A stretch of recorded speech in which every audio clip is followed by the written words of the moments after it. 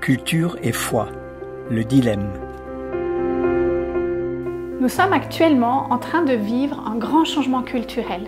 On est en train de passer d'une culture du livre, de l'école, à une culture du numérique. Et cela amène des difficultés de compréhension, de formulation.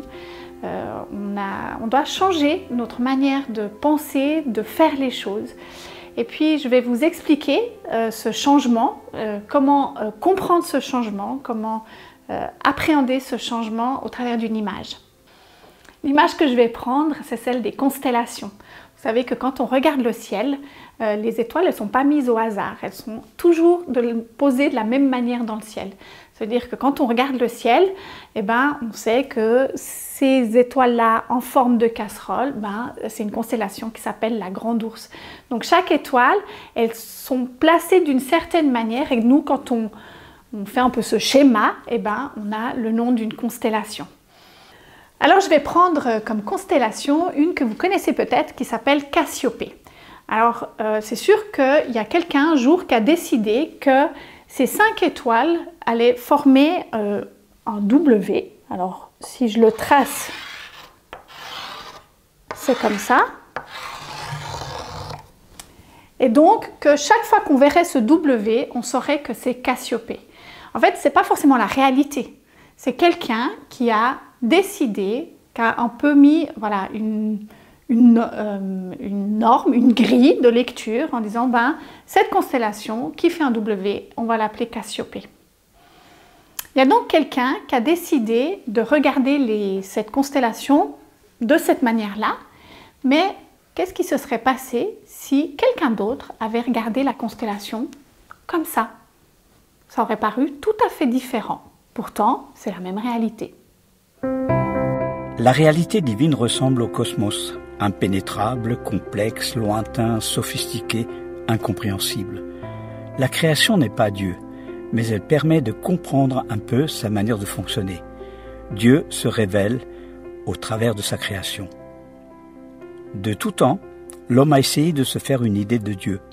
Ça ressemble à la démonstration faite avec Cassiopée. Le W, ce sont nos doctrines, nos théologies, nos émotions spirituelles. Elles ne sont ni justes ni fausses, mais elles sont surtout terriblement incomplètes. On développe une sorte de théorie sur la réalité, mais ce n'est pas la réalité des choses. La Bible se matérialise sur des parchemins, dont des Bibles, et on a cru qu'elle renfermait toute la réalité divine. En fait, c'est comme si on fusionnait la réalité de l'univers avec un livre. On enferme cette réalité dans des mots, des phrases, des histoires imprimées. Je ne veux pas minimiser le rôle de la Bible. Elle contient les indications essentielles pour entrer en contact avec Dieu, pour vérifier la pertinence de nos expériences spirituelles.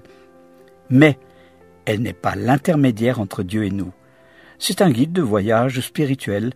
C'est comme un touriste qui se promène dans une ville inconnue avec un guide touristique à la main. Le guide papier n'est pas le médiateur entre la ville et le touriste. Le médiateur entre les humains et Dieu, c'est le Saint-Esprit. Le problème que l'on a aujourd'hui, c'est que la culture de l'écrit et de la lecture ont de moins en moins d'influence, surtout dans le domaine de la compréhension de la vie et des relations humaines, donc aussi de nos relations avec le Dieu de l'univers. La culture numérique, basée en grande partie sur l'émotion et le cerveau droit, nous pousse à regarder la réalité d'un autre point de vue, simplement parce qu'on n'est pas Dieu qui, lui, regarde la réalité à 360 degrés. Comme pour Cassiopée, la réalité ne change pas, mais on la voit différemment. Ce qui veut dire qu'il faudra développer de nouvelles grilles de lecture et de compréhension pour appréhender la réalité spirituelle à partir de notre nouveau point de vue. Par exemple, comment formuler la démarche de conversion dans une manière de penser majoritairement colorée à l'émotionnel que les tenants de la culture littéraire méprisent majestueusement. Mais ce qui sera le vrai piège, comme pour le livre, c'est maintenant les produits issus de la culture numérique qui vont servir de médiateurs entre Dieu et les hommes. Exemple très simple. Lorsque dans un concert de louanges, on parle d'onction du Saint-Esprit, sous prétexte qu'il y a une ambiance spirituelle générée par le support culturel de la musique, on attribue à la musique et au savoir-faire des musiciens un rôle de médiateur. La Bible et maintenant les productions numériques peuvent devenir de vraies idoles, des intermédiaires entre Dieu et nous. Comme le livre, ces outils culturels doivent rester des guides sous le contrôle des humains. Le malheur, c'est que les supports culturels comme le livre et maintenant les images ont toujours tendance à prendre le dessus, comme par le passé, où l'écrit, la lecture et le système scolaire ont phagocyté le message de Dieu. Ça se passera de la même façon avec le monde numérique. À nous de garder ces cultures sous nos pieds et non au-dessus de nos têtes et de nos cœurs.